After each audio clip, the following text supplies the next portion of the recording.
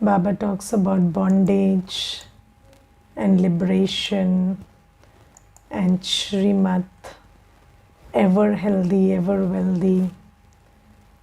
Baba also talks about being serviceable and also makes us understand what disregard is.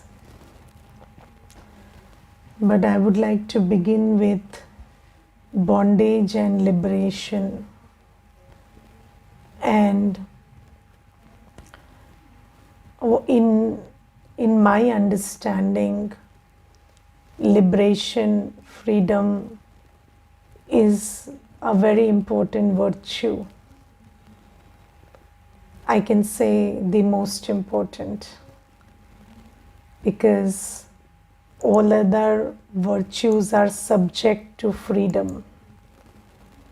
If there is no freedom, then you might have many rights, but they don't work for you when you call upon them.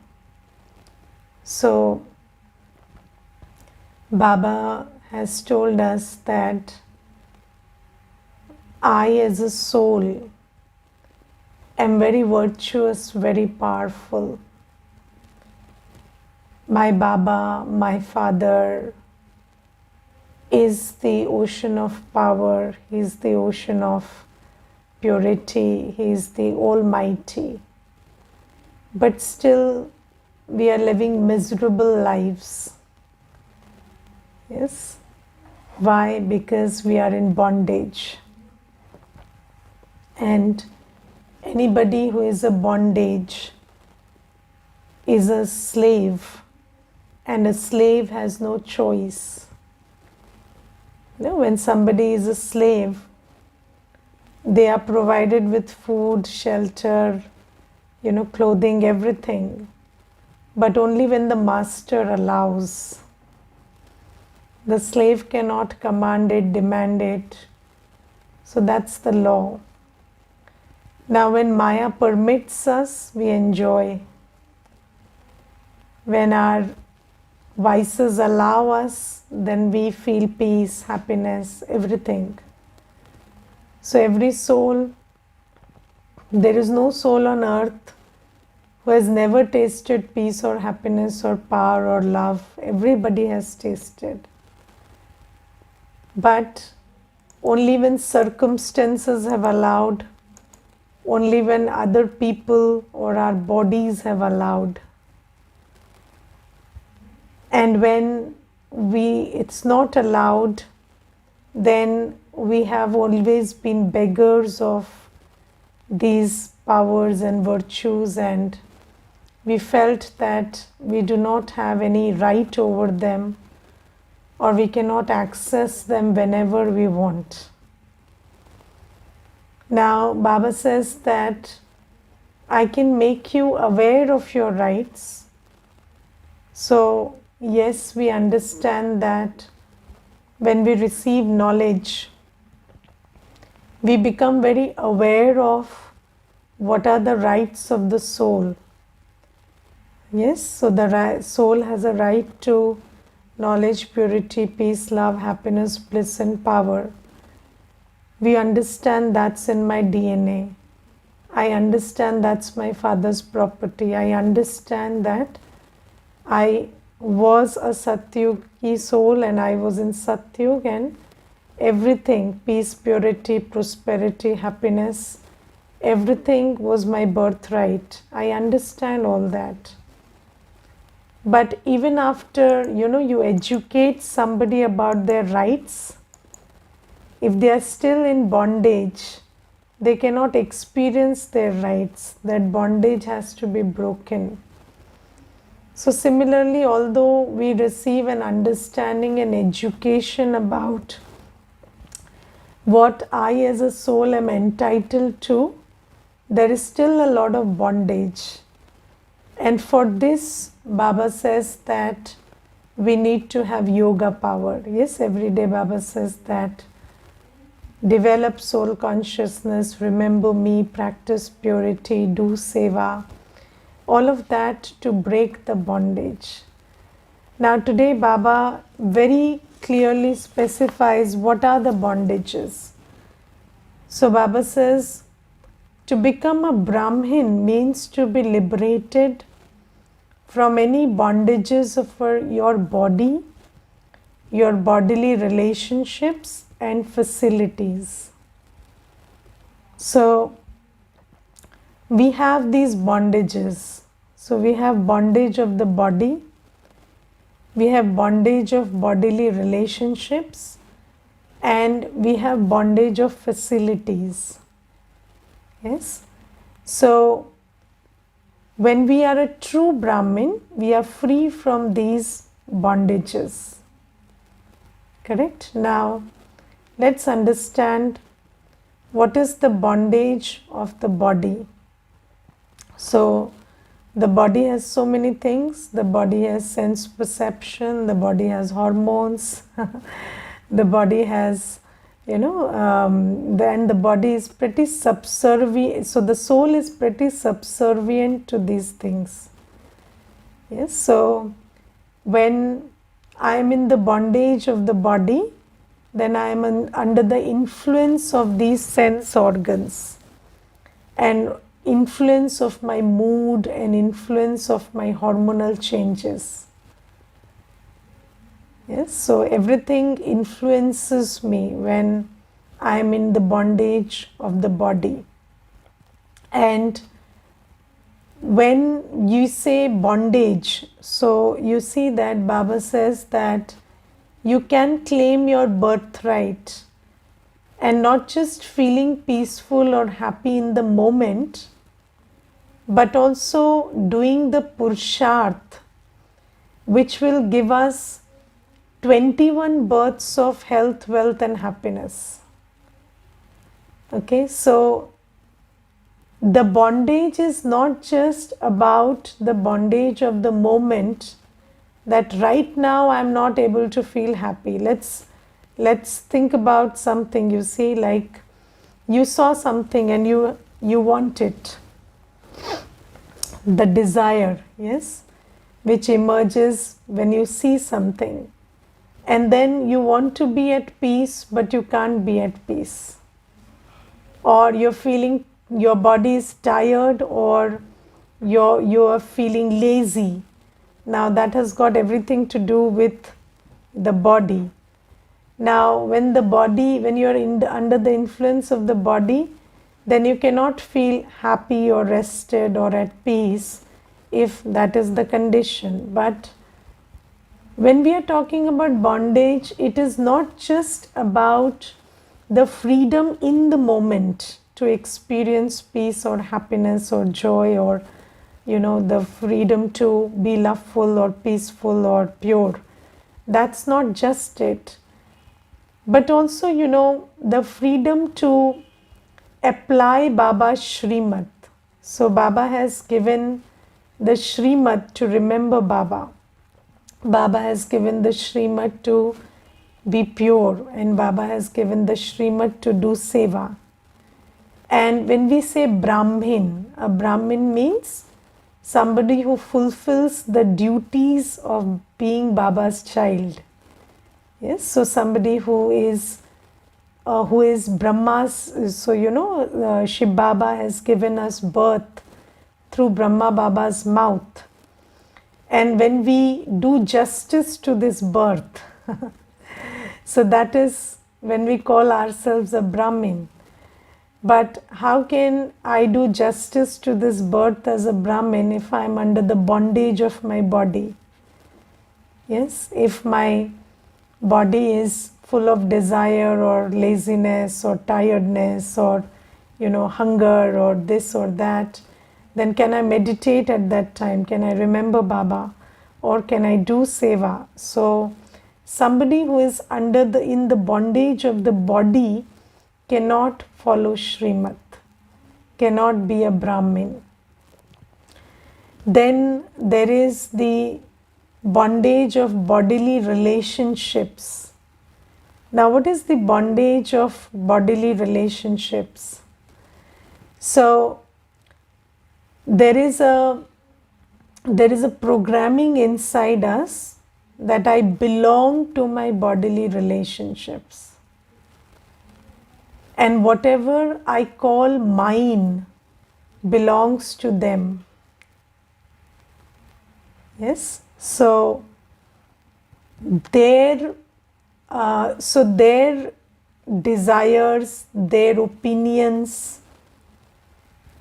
I think that their opinion matters, or I cannot do something against their wishes or desires, even if their wish or opinion or desire clashes with Srimad, because I am under the bondage of bodily relationships. Yes, so I will tell you a very interesting incident. So there was this brother and sister, and then they are like not of young age, so they are above 60, and there is one brother and one sister, and they have their respective families. So it so happened that the sister used to come to class, and then the brother also used to come to class, but they used to come on their own with their families. Now something happened and the sister stopped coming, and then the brother said, I also cannot come to class because she would mind if I went somewhere where she had stopped going. Now you think about it, it looks like a very bizarre thing to talk about, but this is the intensity of bondage that we can be in. So, bodily relationships are such that you think that their opinion, their expectation from you, their desire, their wish about what they want you to do or what they don't want you to do, it matters a lot. And somehow we are so programmed, and this programming is so subtle that we are their property and we belong to them, that at the time that these bodily relationships cloud our judgment and they become our bondage, we cannot even see that I am not following Srimad, and for what? Because I am valuing this bodily relationship. And it is so interesting, and I have seen many bizarre questions, like somebody said, my parents don't want me to leave asuri devilish food habits, and they are very interested that I keep consuming devilish food. So, and the person who was asking is not a child, is an adult. But to this intensity, what they mind matters.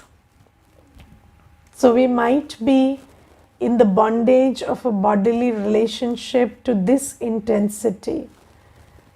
They even decide our preferences, our likes, our lifestyle, where we should go, where we shouldn't go.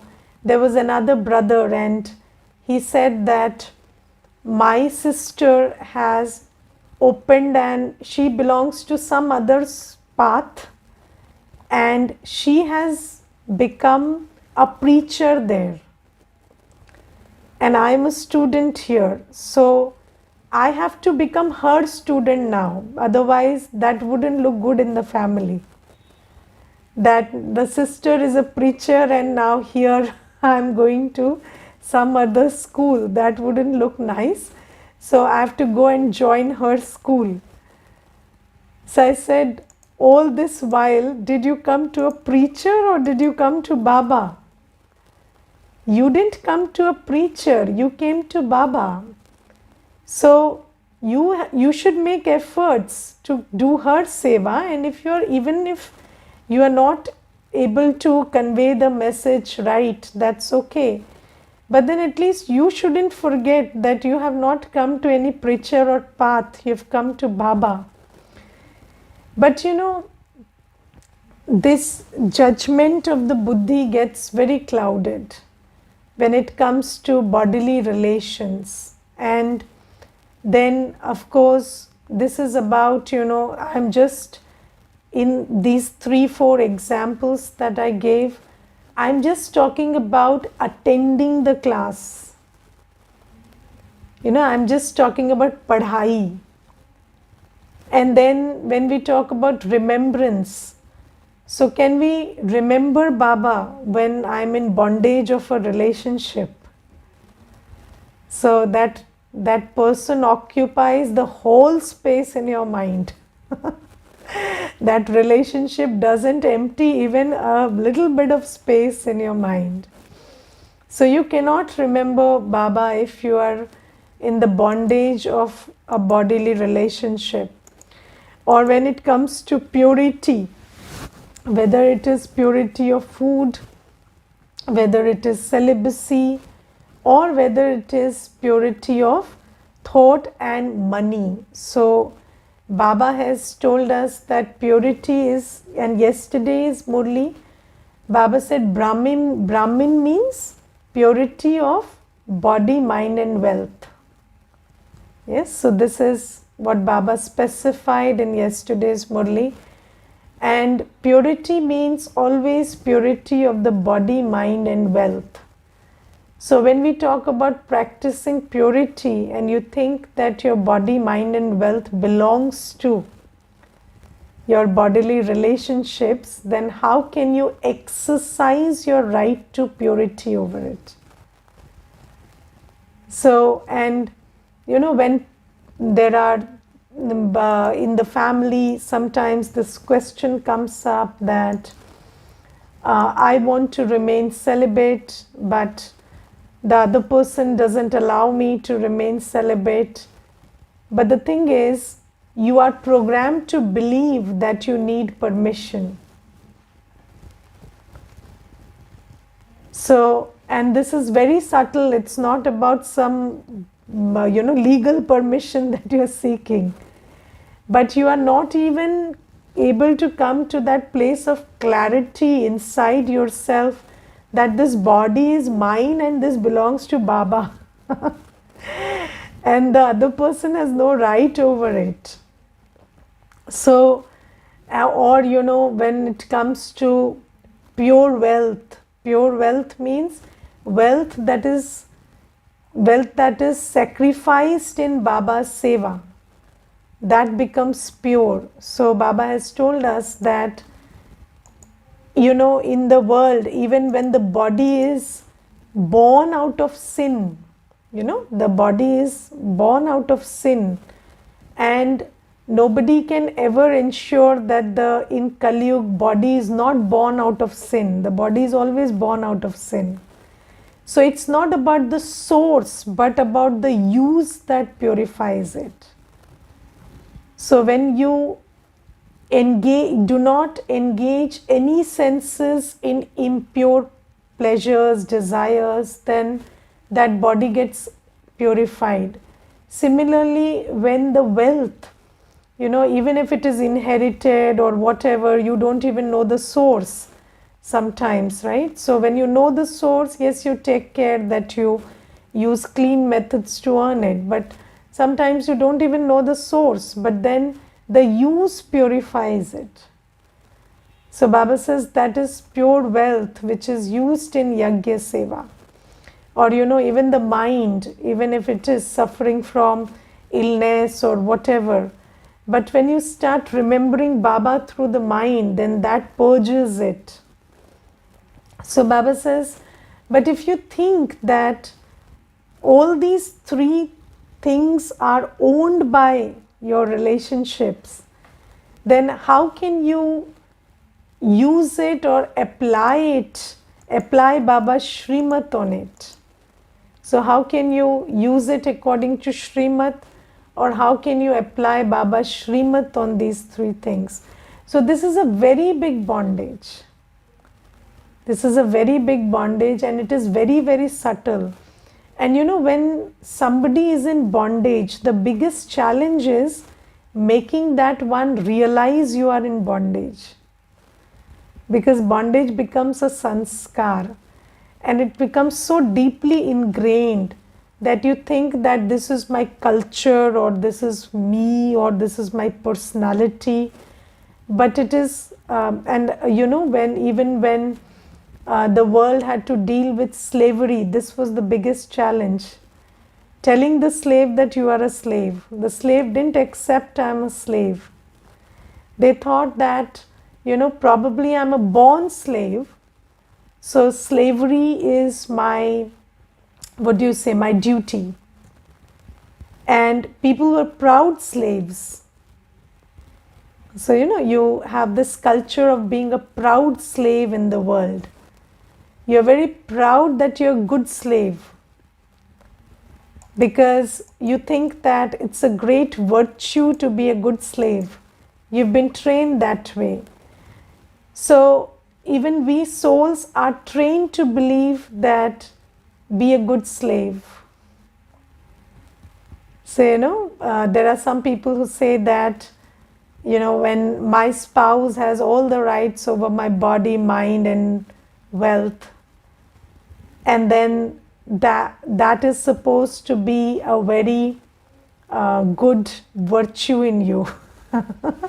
So people think that it's very nice. So it's supposedly taken to be trust. So you think that is trust, but that's suicide. That's not trust. So that is spiritual suicide. So Baba says that, this is how Baba is at least creating an understanding of how much in bondage we are. But again, just the understanding is not enough, because people might get motivated for some time, but then until and unless you do the deep inner work that liberates you from this slavery. And what is that inner work also Baba has discussed in the blessing, so we'll come to that. But first let's understand the bondage. So then the third bondage is that of facilities. And these days we are so bonded to facilities, so not even the body, but people cannot survive without an air conditioner, they cannot talk without a mic, they cannot move without a car, they cannot survive without a certain kind of food. So all of those facilities are, or you need a particular kind of bed, otherwise you can't sleep. Now why can't the soul detach itself from this world and go to sleep? What is the problem? But you see that the bed will keep pulling your attention and you can't detach. So we are so much in bondage of facilities. So it could be anything. It could be a small hair clip. So if you don't find the hair clip, you will be a mess. Not only outside but inside also. So the mess outside, okay, it can't be taken care of without the hair clip, but why can't the mess inside be taken care of? So, it's all these facilities. Now, it's not to say that don't use the hair clip or don't get a comfortable bed. If you have it, no problem, use it. But don't be a slave to it. So even when it's not available, it's okay. So Baba says these are the bondages, and anybody who is free from these bondages is a Brahmin. How would it look if you just gave Baba's introduction and pronounced to the world that you are a very good practicing BK, and then the light goes off, and then there is no fan, no air conditioner, and you are very irritated about it? So will you look like a good Brahmin then? So Baba says a Brahmin means somebody who is in good stable state of mind all the time. And even if there is a turbulence, so you see that obviously we are all practicing, so there will be a turbulence, but then at least we should be in a position that I can manage the turbulence inside, and with Baba I can sort it out. I don't need to sort it out outside. So that's a Brahmin. And Baba has defined that a Brahmin is somebody who is free from at least these three bondages: the bondages of the body, the bondage of bodily relationships, and the bondage of facilities. And then Baba says, the relationships of your body do not have a connection with your body but with the soul. Got it? So even when you have a bodily relationship, you have a spiritual duty towards them. Yes? And a physical duty according to your spiritual understanding. Got it? So let me give you a very simple example. So you understand that we generally do not, donate wealth to the world. So we use our wealth for yajna seva, and we donate gyan to the gyanis. This is the law that Baba has given. Now let me tell you an incident. So there was this one girl who had sometimes visited the center in the past. So she had come once or twice, and then one day at 9:30 in the evening, she started knocking the door of the center. And when she came to this, when I opened the door, she was in a very bad place. So she was not well, she was not okay. And then she said that I need a place to spend the night. I don't have any place. But you see, we are living in times where I don't know that girl. She's only visited once or twice and I don't know her. So I couldn't make the decision of keeping her in the center, because let's say something goes wrong in the night. Then who will take the responsibility? Yes, it's a practical situation I'm talking about. Then I fed her with food and all, and I called her father. So I asked her to give me her father's number, and I called her father, and the father refused to take responsibility. Okay, so when the father refused to take responsibility, then I gave her enough money so that she could go to a hotel and take a place for the night. Okay, so although it's not the law, Baba has not given us that law, but considering what as a soul I felt was the right thing to do at that time, I did it. So why I'm telling you this is because, when you are spiritually in your place, you will know what to do when. And even about raising a family or your responsibilities, physical responsibilities towards the family, if you are right in your position as a soul, you will know what are your physical responsibilities. Do you get my point? So it's not about a child has a right to this, or a wife has a right to this, or a husband has a right to that. No. It's about you as a soul gauging what they need at the moment. And when you are in your position, in your accurate position as a soul, then even physically you will know what to do, when to do, how to do. And it doesn't need to be, it doesn't need to be limited to your family or to any other place. Every individual, you will know who to feed Toli, you will know who needs a breakfast, you will know who needs what support, and you will know that that's not the end. You will know that again, this person basically needs spiritual support. Because if you don't give that person that, then he will always be a beggar. So this is something, but even even to gauge what your physical responsibility is, you need to be aware of your spiritual stage and spiritual responsibility first. So this is what Baba means when he says that the relationships of your body do not have a connection with your body but with the soul. Okay, so it's not about the social norms of physical relationships. It's about the spiritual sense of what you need to do for the other, even if it's a physical action. So that is what I think Baba means by this.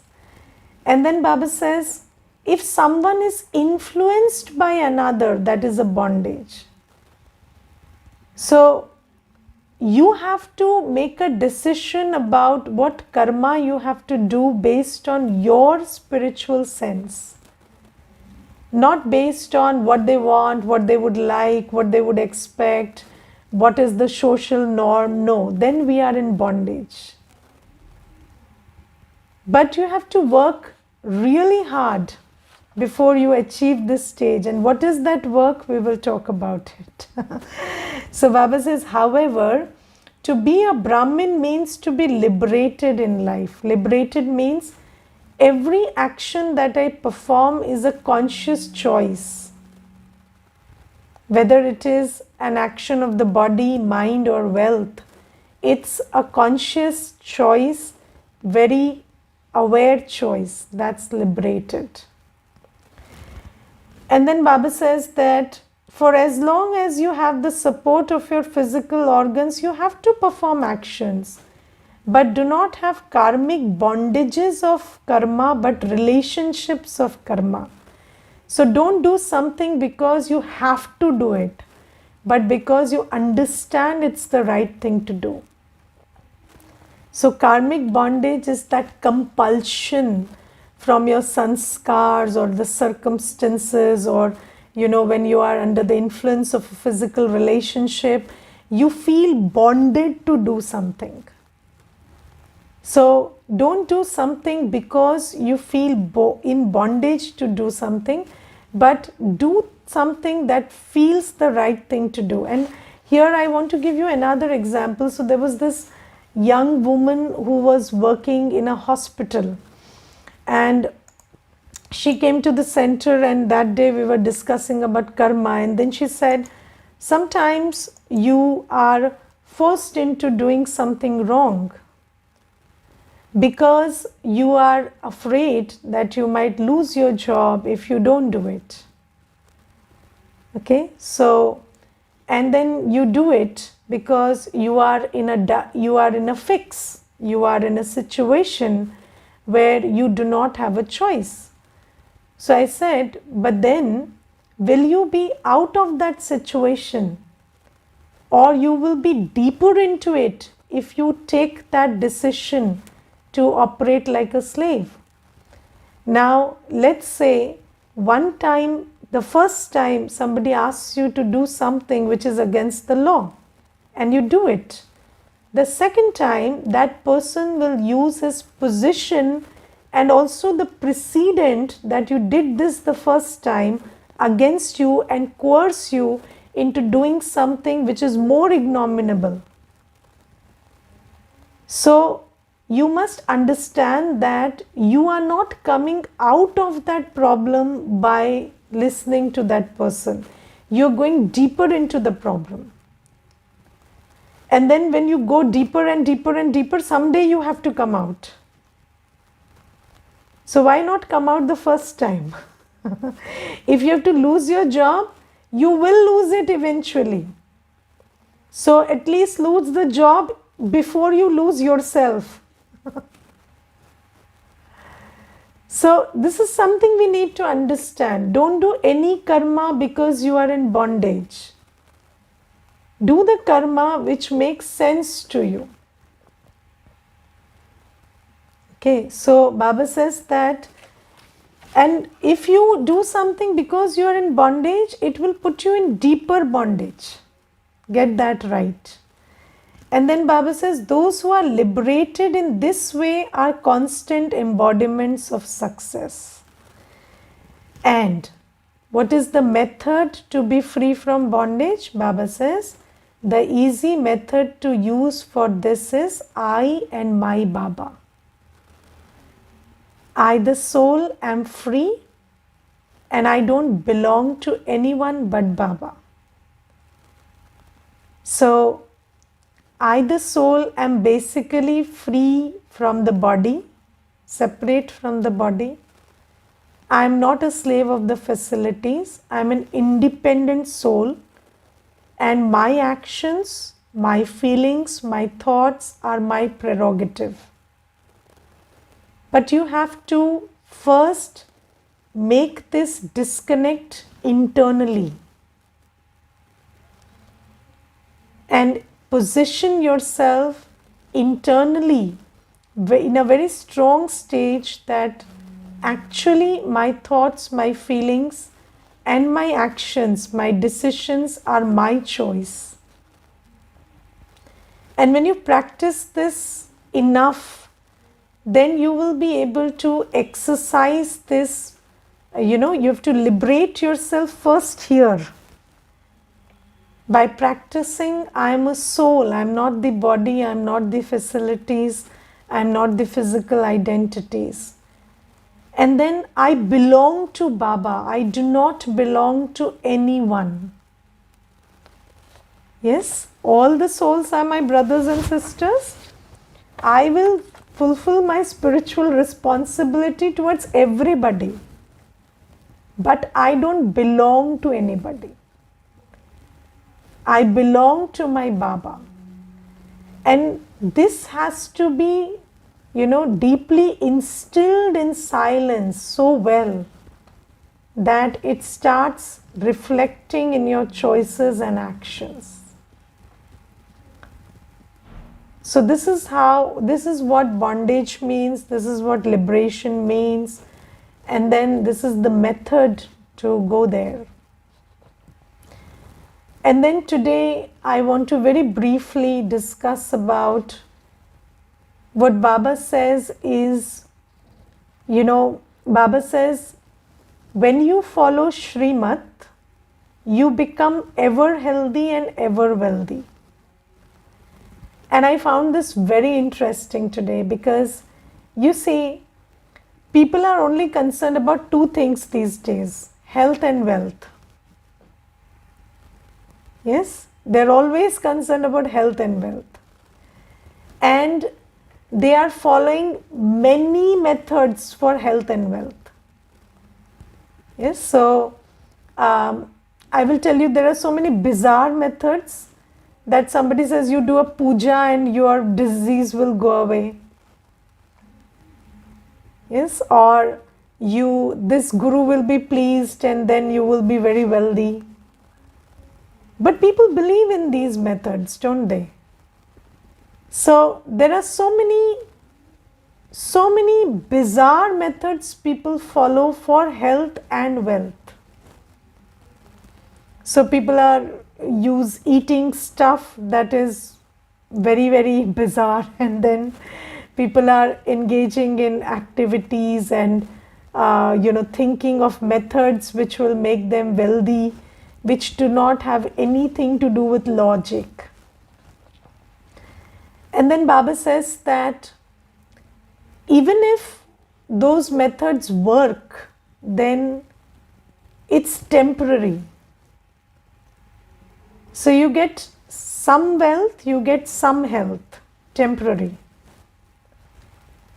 And then Baba says, I am teaching you a method which may not look very logical to you in the first instance. So Baba says, if you remember me, you will be well healthy. And if you do seva, and if you apply the points of knowledge and become pure, you will be very wealthy. And Baba says that maybe you don't understand logically that this is the method to be ever healthy and ever wealthy. Not temporary healthy and wealthy, but 21 births of health and wealth. But Baba says that I will give you an example for that. And Baba gives the example of sannyasis in Dwapar Yuga who are pure, and Baba says that they used to go to the jungle and sit there in isolation, and all the facilities used to reach to them from the city to that place. Why? Because of yoga power. And Baba says, even if you don't understand yoga power, people have seen working that. And they had yoga with Brahma, the home, not with Baba. And Baba says, now I am teaching you that yoga and that karma, which will make you ever healthy and ever wealthy. So even if it doesn't fit into your logic, does it fit into your logic that this guru will sprinkle water and somebody will get wealthy? No, but people do that. So even if it doesn't fit into your logic, do this. And this is the method to be ever healthy and ever wealthy. And this is a very important point that Baba makes. And there is a lot of directions for Kumaris today. And Baba says, you must take up service, spiritual service. Don't run after temporary wealth, temporary everything. Understand that this is the time, this is the only chance to do this seva, to change humans into deities and become a deity. So don't lose this opportunity. Okay, Om Shanti.